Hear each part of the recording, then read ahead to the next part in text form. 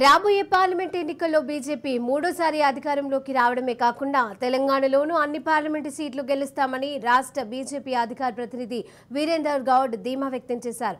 Malkajgiri parliament పరిధిలోకి ఈ నెల 24వ తేదీన బస్సు యాత్రను ప్రవేశిస్తున్నట్లుగా వీరేందర్ గౌడ్ పేర్కొన్నారు. ఈ బస్సు యాత్రలో బీజేపీ నాయకులు, నరేంద్ర మోడీ అభిమానులు భారీ ఎత్తున పాల్గొంటారని తెలిపారు. మాజీ మంత్రి కొత్తపల్లి సుబ్బారాయుడు జనసేనలో చేరుతున్నట్లుగా ప్రకటించారు.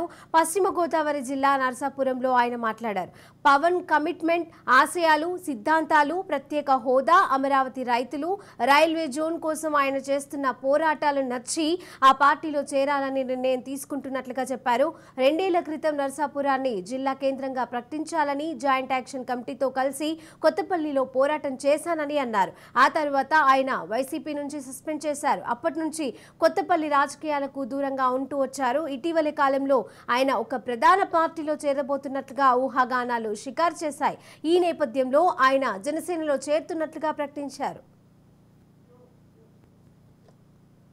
జనసేన అధినేత పవన్ కళ్యాణ్ పై మాజీ మంత్రి కొడాలి నాని విమర్శలు గుప్పించారు. సీఎం జగన్ సిద్ధమంటే మేము యుద్ధానికి సిద్ధమంటూ పవన్ కళ్యాణ్ వ్యాఖ్యానించారు. ఈ నేపథ్యంలో పవన్ ఎక్కడ యుద్ధం చేస్తారని నాని ప్రశ్నించారు. చంద్రబాబు బీజేపీ యుద్ధం చేసేది ఎక్కడా అని, అందరూ కలిసి యుద్ధం చేస్తారా అన్నారు. ఎవరితో యుద్ధం చేస్తారని, ఎవరెవరు ఎక్కడ యుద్ధానికి సిద్ధమో కనీసం వాళ్ళకైనా స్పష్టత ఉందా అని అన్నారు. పవన్ కళ్యాణ్ చంద్రబాబు ఎక్కడ యుద్ధం చేయబోతున్నారని, ఎన్ని చోట్ల యుద్ధం చేయబోతున్నారని నిలదీశారు. ఎక్కడ యుద్ధం చేస్తాడో, చంద్రబాబు నాయుడు గారు ఎక్కడ యుద్ధం చేస్తాడో, బీజేపీ వాళ్ళు ఎక్కడ యుద్ధం చేస్తారో, అసలు ఎవరెవరు కలిసి యుద్ధం చేస్తారో ఇంతవరకు పవన్ కళ్యాణ్కి, చంద్రబాబు నాయుడుకి, బీజేపీకే తెలియదు. ఎక్కడ ఎవరు యుద్ధానికి రెడీ వాళ్ళకి తెలుసా? కనీసం వాళ్ళకన్నా క్లారిటీ ఉందా? వాళ్ళంతా కూడా తెలుగుదేశం పార్టీలో ఉన్నటువంటి కేడరు, జనసేనలో పార్టీలో ఉన్నటువంటి కేడరు. ఇది అయ్యేటువంటి పని కాదు. ఓ పక్కన జగన్మోహన్ రెడ్డి గారు సిద్ధం అని చెప్పి దూసుకెళ్తున్నాడు. మనం యుద్ధం అని చెప్పి ఆ సిద్ధం పక్కన ఫ్లెక్సీలు పెడతాం తప్పించి చేయగలిగింది ఏమీ లేదు.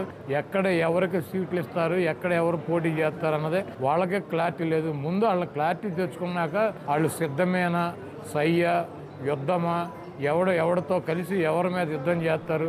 కొన్ని ఫ్లెక్సీ పక్కన ఫ్లెక్సీ పెడితే యుద్ధం కాదు, సిద్ధం కాదు. అది కామెడీ పోస్ట్ అవుద్ది. పవన్ కళ్యాణ్ గారు ఎక్కడ యుద్ధం